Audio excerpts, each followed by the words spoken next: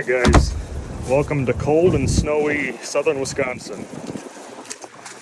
So, I'm going to start off these videos with working on the rear end of the Mini. And yes, I know the intro video shows my Corvette and Colorado and Turbo V8 things. But I didn't record those when I built those, so they'll be on the channel for future updates, but not the actual build. I'm gonna head over in my garage right now and show you what we're starting with on the Mini. Alright guys, made it to the garage and welcome to the Mini.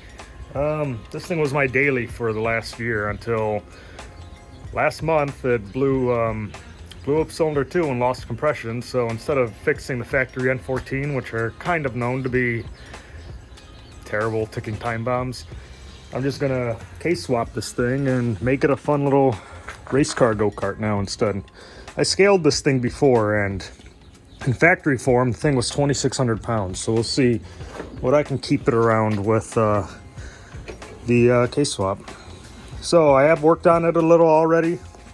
I already got the motor mounts done and, you know, the case series in here. I do have photos of all that. I just don't have much video documentation because that was before I decided to make this a series. I do not see another, I haven't seen another K24 swapped all-wheel drive R56 Mini. So maybe this thing will be the first and we'll see how it goes. So this thing's gonna end up being a 600 to 650-ish horsepower K24 swapped all-wheel drive Mini with a CRV 5-speed and CRV diff with a viscous coupler in between because the CRV dual pump diff. We'll get into that in a future video. I still plan to daily drive it, so I'm gonna do what I can to keep factory AC working in this thing. It's still gonna have all the factory Mini Cooper comforts like, you know, heated seats, radio, heat, all that stuff. So hopefully this all ends up driving great. We'll see how it goes. So I'm starting from this point with the rear end because I wanted to get all the chassis work done on the car first before all the little details. So all the welding and metal work and all that will be done so I can finally order my axles, because the axles are going to be the longest wait time and things that I have to order. There's just nothing off the shelf that I could get because I'm going to be using Mini outer suspension most likely for everything, and then all Honda inners. So probably gonna have to go through drive shaft shop. So while I'm waiting on the axles to come in, I'm going to finish up all the little things on the car, all the things needed to make the engine run, fabrication work, hot side, cold side, you know, radiator, all that kind of stuff. So I'm starting off the series with me working on the rear end of the car so that I can get all the chassis work figured out. And then we're gonna turn this car around and focus on, you know, getting the front end all tidied up and interior, because it's gonna use a K-series shifter and everything. All that little stuff will be taken care of in future videos. So follow along. So I got the Mini jacked up and turned around. Don't have the new trailing arms yet, but I know that the 2011 plus Mini all 4 Countryman trailing arms do bolt in place with minor differences. They're 5 lug, so I'll either get new wheels or figure that out, but I'll wait till that time comes. For the rear diff, which is sitting right here right now, and, you know, completely stock CRV form factor, I may have to cut out and get rid of the little emergency roadside toolkit storage area in the back of the Mini, but that's not a big deal. But I'll go from there to there. I mean, there's nowhere else really there's nothing else really in the way. And the trans tunnel on these is perfect in terms of getting turned into a drive shaft tunnel. So that should go well. Obviously I'm taking the seat shields out. Alright, that one took itself out. And we'll shoot right down there. That is the transfer case, if you can't see that. Lines up pretty decent. Maybe I'll be able to fit a exhaust all the way out to the back in the same tunnel. We'll see how that goes. So yeah, We will see.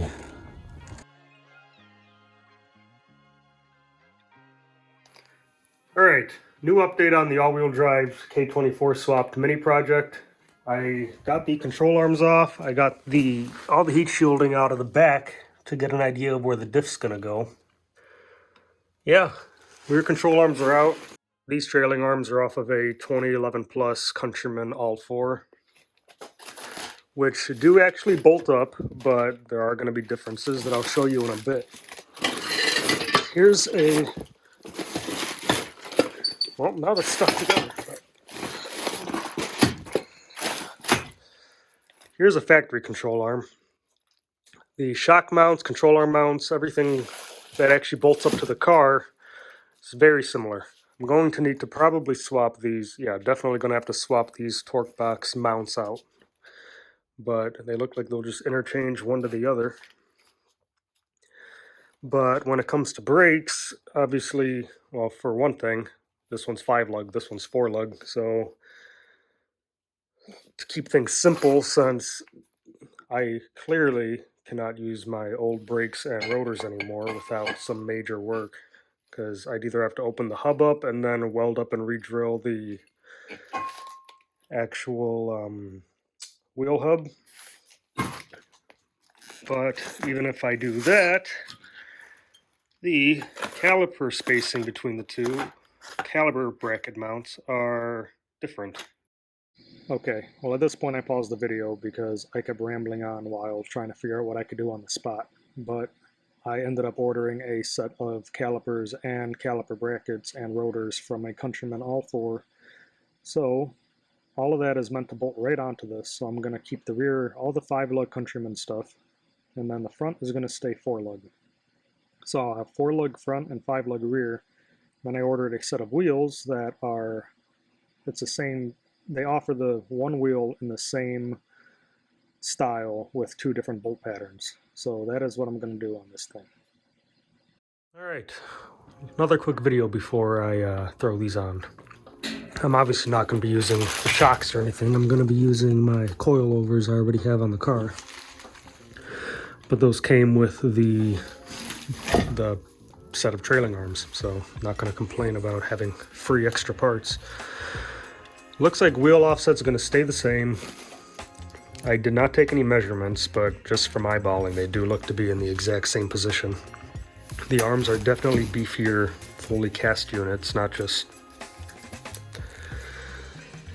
well, they're both cast, but no ribs or openings like the factory ones. I took the torque box mounts off, take the nice rust-free one off and put my rusty one on from the Midwest, but it's whatever. I have, well, the bushings seem to be in good condition, so I'm going to reuse them for now, but I'm going to look into replacing them with a set of polyurethane ones to help with potential wheel hop or anything that happens on these things. Other than that, mounts all look the same, so let's get one on the car and see what it's like. All right. Oh yeah, brake pad sensor wear cable broken on this one. I think the factory one will plug right in. And the ABS plug is exactly the same, so it should plug right in even though the sensor's in a different location on here. Hopefully the ABS ring has a similar tooth count, because I'm still gonna have factory ABS working in this thing, hopefully.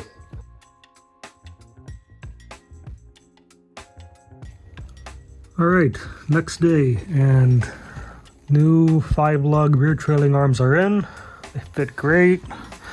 Everything bolts up in the correct location, including the R56 coilovers. The differential, I need to drop the subframe